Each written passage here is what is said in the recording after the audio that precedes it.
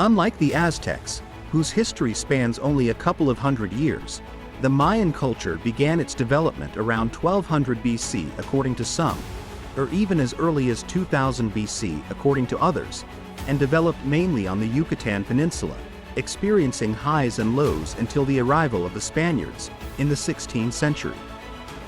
While there are many resources available that detail the wonders of this civilization, we will focus on the sexual mores of this ancient and truly mysterious culture.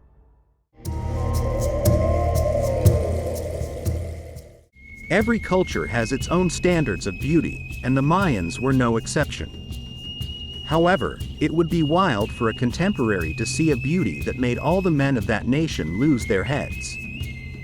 The Maya considered an elongated head sexually attractive, reminding them of the cob of corn, a grain upon the cultivation of which, in fact, their civilization grew.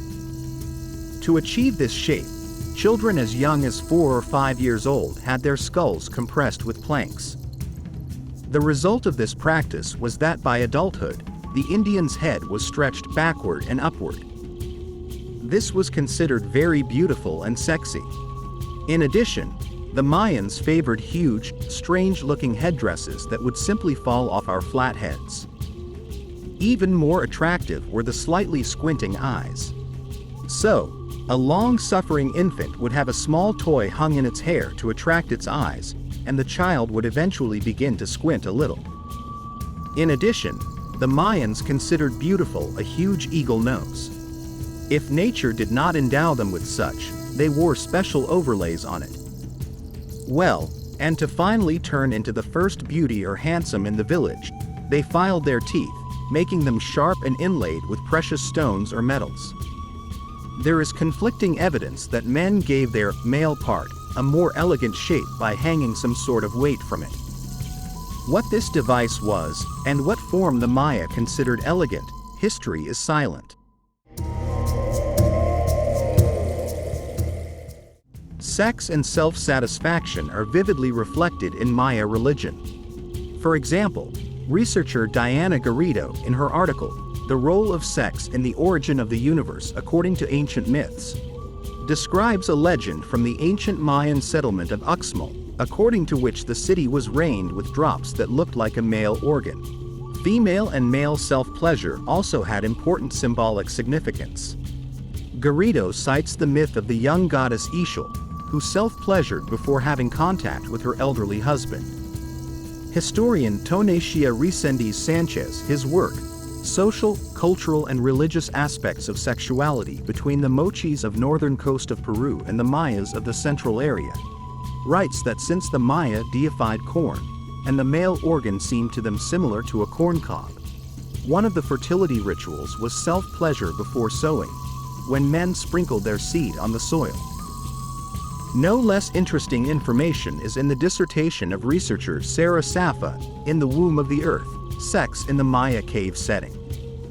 She claims that the Indians considered caves as symbols of the feminine and conducted various sexual rituals there.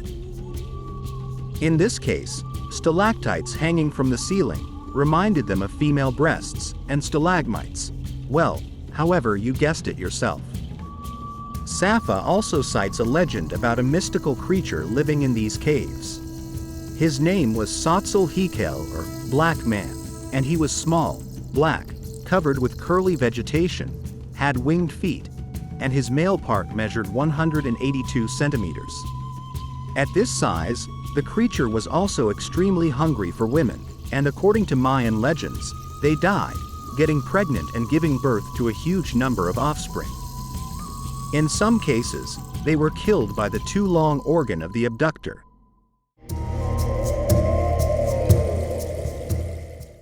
One of the most important achievements of the Maya, from the perspective of modern civilization, was the cultivation of cacao beans. In general, other Mesoamerican civilizations began drinking cocoa long before the Maya culture flourished, but the Maya, and later the Aztecs, put this beverage on a pedestal, using it both in everyday life and in rituals. For example, researcher Alan Davidson notes that the Maya smeared cocoa paste on newborns' forehead, face, fingers, and toes, in a ritual reminiscent of baptism. Cacao was also used in wedding ceremonies, when the bride gave 5 grains to the groom to become a wife, and the groom did the same to become a husband. Researcher Julie Street Jean, in her article, Medicinal and Ritualistic Uses for Chocolate in Mesoamerica, recounts Mayan legends that the winged serpent Kukulkan gave the cacao tree to the people, when he with the help of the goddess Ixmucain finished creating humanity from corn flour. She also tells of an annual festival in honor of the cacao god Ekchua, during which people danced, drank the appropriate drink, sacrificed dogs unlucky enough to be born with cacao-colored fur, and priests engaged in self-mutilation of their reproductive organs to sprinkle blood on cacao sprouts. Cacao was also associated with sexual practices. Mayan mothers-in-law were known to give their sons-in-law hot chocolate to cure impotence. More importantly, cacao beans were used as currency. In J. Bridger's article, A Brief History of Chocolate, Coastal Cocoa, he gives the prices in cocoa beans. He writes, a rabbit, for example, cost 10 cacao beans, a slave about 100, and the services of a prostitute 8 to 10. Cocoa beans were so valuable that they were counterfeited. University of Illinois anthropologist Joel Palka says that during excavations, they found cacao beans that crumbled to dust when touched, exposing their guts, which were made of clay.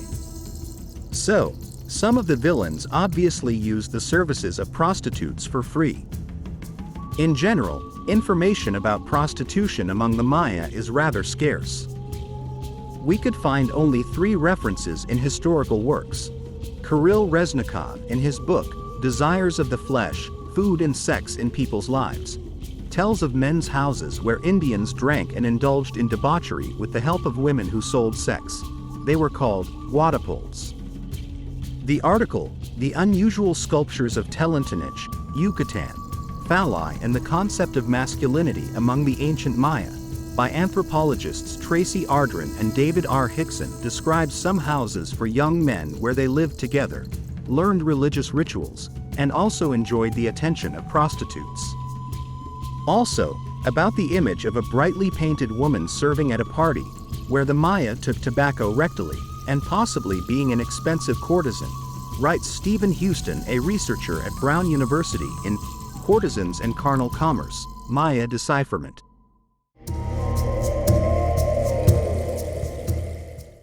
The Maya were much more modest about sacrifice than the Aztecs.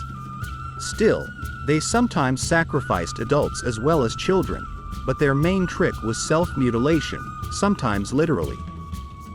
Blood, along with semen, was considered a sacred liquid by the Maya, so the noblest and strongest people spilled it on the altars of the gods, piercing their ears, lips, and tongues with shark teeth, cactus needles, or obsidian knives. The most outrageous was the ritual of bloodletting from the male reproductive organs. The Inquisitor Diego de Landa Calderón wrote with disgust in his 1566 book, Relación de las Cosas de Yucatán. Some cut off pieces of flesh from certain parts of their bodies or pierced each other's throats. Others cut off the excess from the male parts, leaving them as 2 dangling ears. Under other circumstances, they performed an obscene and painful sacrifice. Those who wanted to get what they deserved gathered in the temple, lined up in order, and then each pierced his male organ from the side and then pierced the other. Through the holes they had made, they threaded as long a cord as possible, and so they were all bound together and lined up.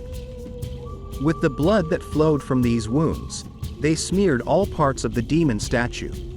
The one who did the most was considered the bravest. In addition, Mayan kings and priests often engaged in similar activities, and did so repeatedly. Tracy Ardren and David R. Hickson, in the article mentioned above, tell us that Mayan inscriptions often referred to their kings with the title, bleeding penis, or scarred penis. The practice of self-mutilation became so ingrained in Mayan traditions that the Spanish had to eradicate it by force. As you can see, the Maya were an amazing culture where a demon waved a giant male organ out of a cave, prostitutes cost 8 cocoa beans, and the king was proud of the nickname, scarred penis.